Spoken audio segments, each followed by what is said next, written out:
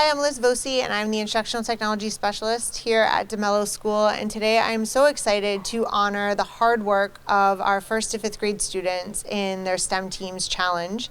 Here at DeMello School, we meet our STEM teams once a month, where students meet with different grade groups to work on a character trait and also to complete a STEM challenge. And this last month, we were working on critical thinking plus some math and computer science, computational thinking, and students were able to design their own idea for a Jiji puzzle. Jiji is a penguin for the ST Math program that our students work to solve puzzles with every single day. So their excitement around being able to design and potentially create their own ST Math puzzles was great. They were so excited. And they went through a process where they had to come up with a concept for a game. And remember, they're working on teams of 1st, 5th, and 3rd graders on the same team, or 2nd and 4th graders on the same team. So they had to really collaborate on top of that too. Today we are so excited to be able to talk with a real ST Math puzzle designer and have a chance for her to talk to our kids about what goes into designing those puzzles, particularly around critical thinking, and then also for our students to have a chance to show off their amazing ideas and maybe inspire some future ST Math puzzles. All right, it looks like everyone's here, and I think we're just about ready to get started. We just have some 1st grade friends that are coming back from special. But I want to introduce my friends that are here to our special guest, Miss Veronica, who is an ST Math puzzle designer. And I don't want to say too much. I want to give Miss Veronica a chance to introduce herself to all of us. And I can see all of these great DeMello students ready to listen and ask some questions and interact and celebrate our hard work and our winners. So Miss Veronica, can you introduce yourself? Sure. So I'm Veronica Johnson. I live in Columbus, Ohio, and I am one of the ST Math game designers. There are 3 of us currently, and I am so excited to get to work with you guys because this is the highlight of my job, is getting to speak to the students who use ST Math and get their feedback and see their great ideas, because it inspires me. So thank you for the invite. Awesome. Thank you so much for coming. We want to kick things off today with a little getting to know you question from one of our students in 3rd grade. So in Mrs. McNaught's class, I'd love to call up Miss Ella, who can turn on the microphone and ask you her question.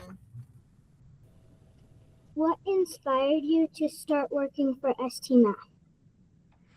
Thank you for that question. So I was a teacher before I was a game designer.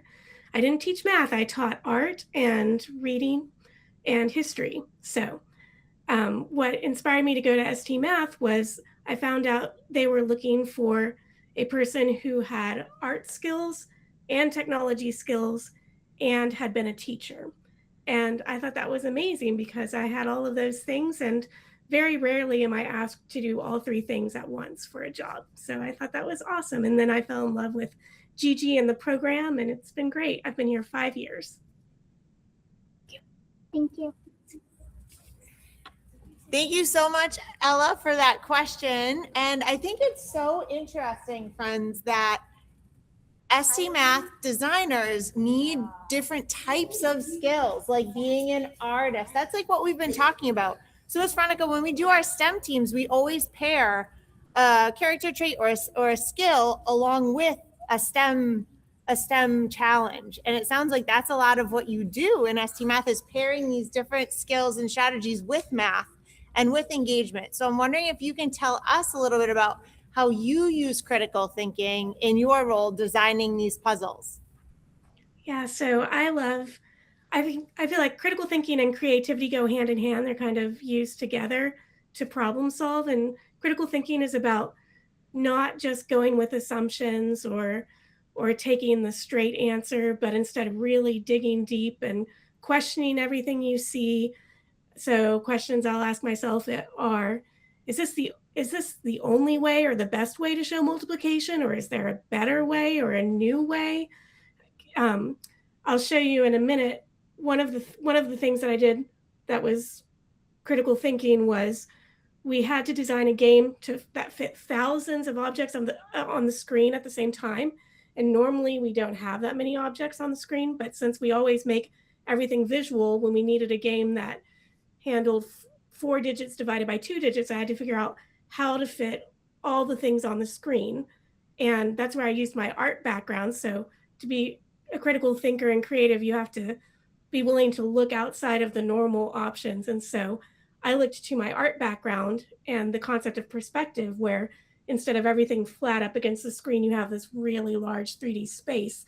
And you All right, so a little bit of exciting news that I think we can all understand, because we had some crazy weather here a few weeks ago. Our friend Miss Veronica is in the middle of a big storm and her power just went out. So we are going to be flexible thinkers. Remember, that's what we just practiced in STEM teams, our adaptable thinking. We're not going to be rigid and say, oh, well, it's over. So friends in the classroom, we are going to stay here with our friends in the cafeteria and celebrate them a little bit.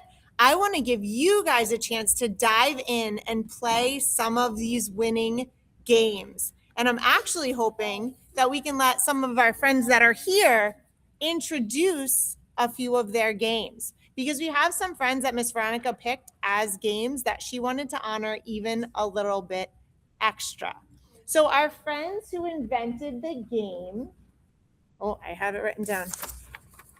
My friends who invented the game, Melts Jiji out of the ice cube. Can you guys come up? Let's give them a round of applause.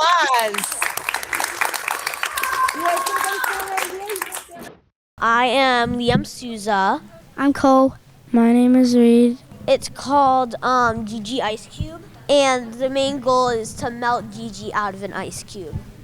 So we came up with it because it was like we did like a challenge where we have to like stop water from like freezing before, like the last week. So we thought freezing and ice cubes. So that's how we kind of came up with it. And my favorite thing is like some of the items we have to like unfreeze Jiji. Like we have like a flamethrower, a cookie, and like a Dubai chocolate, like a chicken, and then like a thing of cherries. So, and then you have to pick which item will unfreeze Jiji. Hi, can you hear me and see me? Yes, we can. We just called up my Yay. friends. We just called up our friends who made the Melt Jiji puzzle. Okay. And Yeah, so I'd I'm love to wondering talk if we about it. can pivot a little and maybe talk about a little bit about why you really liked this puzzle and how it connects to other ST math puzzles. Yeah, great.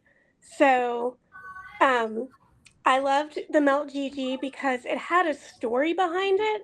And my favorite ST math games are ones where Gigi is really in a difficult situation and you can tell really instantly what you as the player need to do, because it's obvious, like in your design, clearly Gigi doesn't need to be stuck inside an ice cube, and you made it where the math task was buying objects that specifically would melt the ice, like a hair dryer or the sun, and that way Gigi could be freed. And so I loved that no one would ever pull up your game and be like, I don't know what to do here. Like, it's immediately obvious, and I love when things have a story like that. So I thought that was a great innovation and a really clever way to work in a purchasing math concept. Awesome. Let's give them a round of applause. Great job, guys. You can go back and sit down. We'll honor you with a special prize at the end. All right, while we still have you and you're connected to us, I'm hoping we can let another friend ask a question to you. Sure. So we have a friend in Miss Romero's class named Claire who wants to know a little bit about your process. So Claire, can you come on over and ask your question?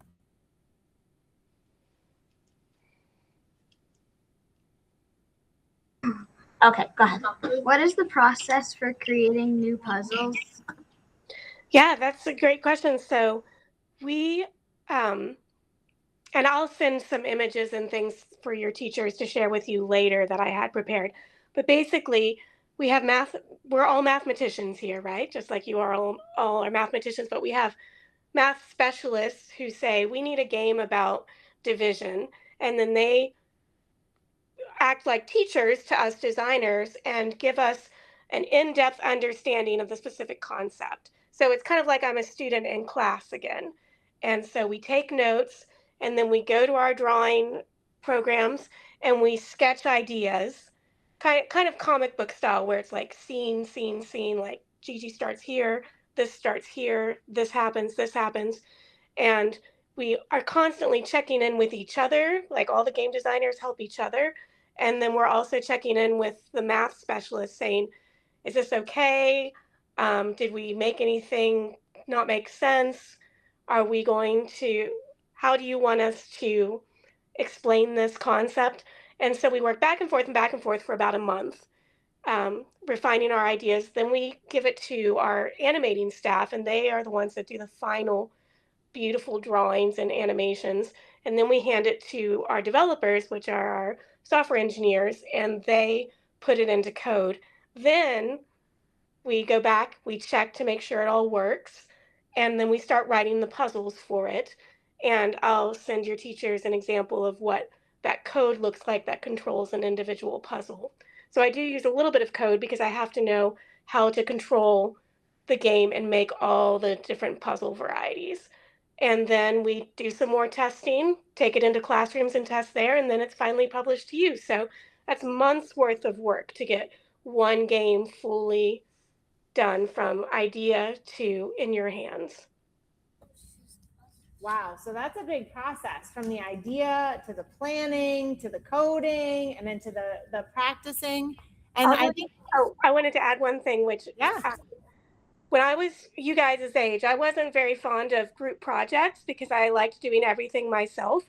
But that's been my big strength, or what I've grown stronger in since I've been here, is that when you're making such a massive thing that takes multiple people and months, it can't be just your project. You have to collaborate, and every single time, and I'll send some examples, Acorn Factory, which is the favorite game of mine that I designed, it was originally Rice Factory when I designed it, where it was rice going into bowls, which is not nearly as cute as when I collaborated with my coworkers and they came up with the idea of squirrels and an acorn dispenser high in the trees.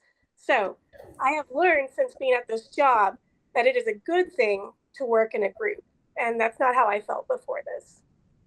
That's a great connection to what we talk about in STEM teams, about using all of those character traits for collaboration. Raise a point hand if you've seen Acorn Factory. Has anyone played that puzzle, Acorn Factory? Oh, great. You're talking to the person who made it. Isn't that amazing? And so going off of that, we actually have a friend in first grade who wants to ask you a question, and maybe you can pick another one for his answer. So Thomas in Mrs. Grant's class, can you come up and ask your question?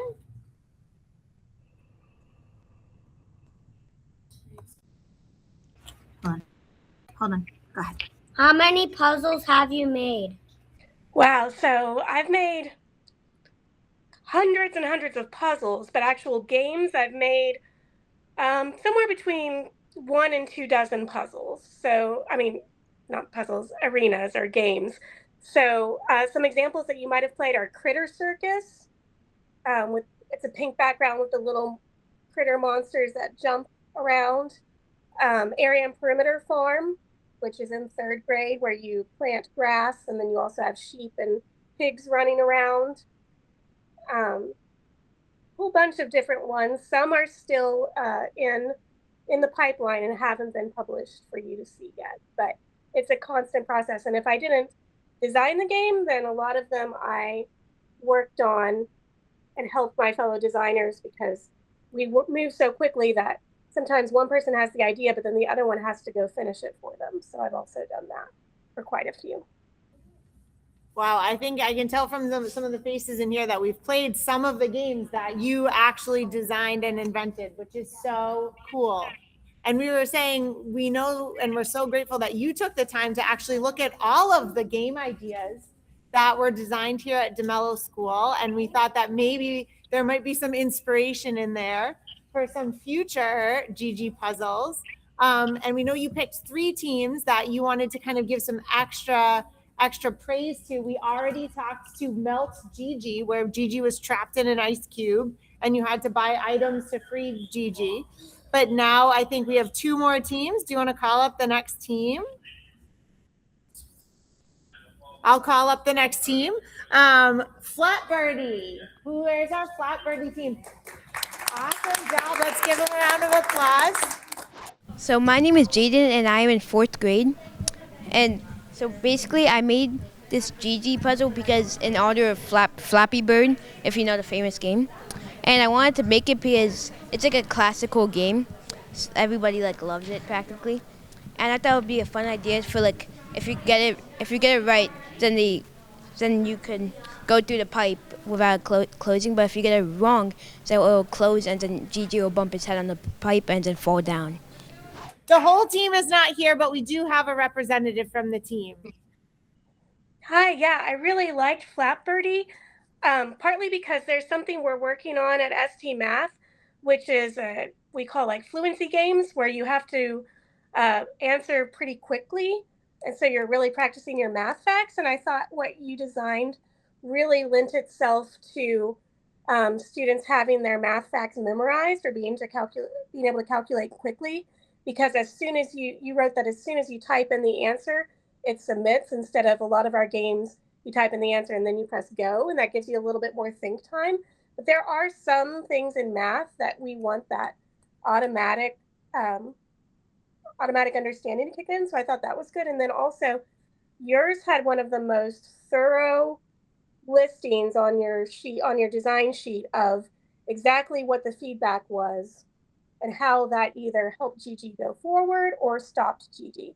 And that's when we sit down to design a game, the first thing we do after we figure out what math it is we always have to draw what happens if you're correct, what happens if you're incorrect, and how do we help you understand the math better that way. So adding those details and having from the very beginning to the very end of a problem was impressive to me. So good job.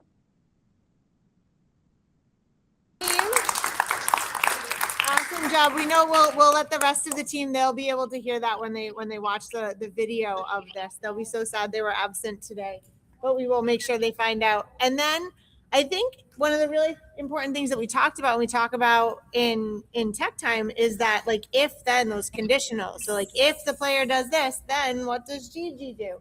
And a lot of them put in great conditionals in their planning. So that was just one great example, but there were quite a few. Yeah, that's true. I think there's one more team that we wanted to give a little special recognition to, and it was Jiji Hoops. Where's our basketball team? Come on up. We have two friends coming up. Hello, my name is Philip and I'm in 4th grade. My name's Carter and I'm in 2nd grade. We made this game because we both play basketball and other sports, so it can relate to each other. There's like balls that are like show like the answer all over the screen, and it shows on the backboard of the basketball hoop. It shows it shows the equation, and then you pick a ball. That's the answer to the equation. Then Gigi picks it up and shoots it in the hoop, and if it's correct, he makes it. If it's not correct, he misses. My favorite basketball player would. This is a tough question. Probably Kobe Bryant. Steph Curry. Hi, so I really appreciate Jiji Hoops, and it made me smile because a couple of years ago I designed a game called Addition Hoops that has Gigi throwing basketballs into hoops, but mine was a little bit more complicated, and I liked how yours was a more straightforward way to get addition. My design, which I can send images to your teachers, involved tickets being attached to the backboards, and then so you had to get to a number like 12 tickets, and so you had to choose out of a group of backboards which one you wanted to throw the basketball in, and if you made the shot, then the tickets would fall down, and then Gigi got the tickets and then would be able to win a prize. But I liked that yours took out a lot of those extra steps and really focused on the math, but that you made it tricky because it wasn't just 8 plus 2 equals what, it was 8 plus 2 equals blank, and then there were like 10 different basketballs for you to choose from. So I liked how you gave a lot of choices, and I was so excited that something that we had worked on, you guys were on the same wavelength which makes me think that maybe it's a good game. If you guys thought of it, then maybe Jiji throwing basketballs is something y'all would like to see. So it was neat to see that we were thinking the same way. So thank you. Let's congratulate them one more time. Awesome job. Now, friends in our classrooms, you guys are going to get a chance in just a few minutes to play all of these games. They are on our website for DeMello students to play. Now, before we close things off, Veronica, I'm wondering, since we have someone who helps make these puzzles, if you have any like top secret tips or tricks to give us, because I know we have friends trying so hard to reach their puzzle goals, some friends that are so close and almost there. So I'm wondering if you have any secrets or tips or tricks that you can give us while we're trying to help Jiji. Yeah, the big thing I can suggest is to go ahead and try. If you enter a new game and you're like, I don't know what this wants me to do, please be brave. And it's okay if you need to use a Jiji life. I know it's not fun to lose a Jiji life, but if you just type in an answer and press go and then really watch the feedback and watch what happens, it'll be like a light bulb goes off in your head and like, oh, I know what it wants me to do.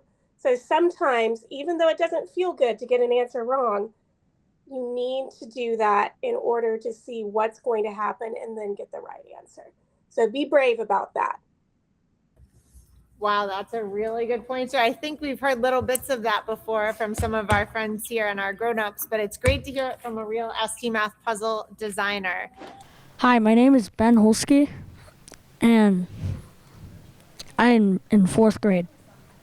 My name's Declan Crane, and I am in 2nd grade. So our puzzle was designed by him. He liked the idea of Legos, so he was wondering how we were gonna make the Legos like come into a hole. So we were putting them in a hole to fix it, and he was wondering how we were gonna do it. And I came up with the crane idea, which you pick a number and it will grab the blocks, the Lego blocks, pick it up and put it into the hole. And if it's right, you'll succeed. How the players do it is the players will pick up the blocks, and if they can't figure it out, they can measure it with the measuring tape. Before we close things off, Miss Fitton, do you want to Miss Fitton wants to say something to everyone. So thank you so much, Veronica. That was so cool. As the person who's kind of in charge of Jiji at our school, all of the things you said are all the things that we say to the kids here. So we so appreciate you reiterating them to all of the kids. But friends who are in their classrooms, if you remember last month, we had the Jiji Snowball Challenge, and I know Mrs. Coria called out the kids on our morning announcements, but I actually have the prizes for those kids. So if you were one of the kids who received one of the 6 certificates, if you would come down to the cafeteria right now, I have your prizes here. There's one from every grade. And if you're not sure, I will let you know right now. So it was Jillian from 5th grade, Scarlett from 3rd grade, Amelie from 4th grade,